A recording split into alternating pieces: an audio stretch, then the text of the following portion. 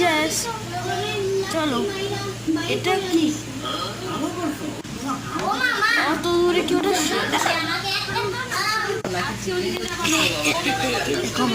টুনি পাওয়ার green ranger, green ranger.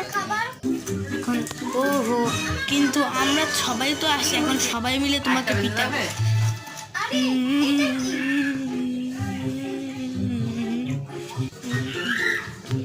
যাও,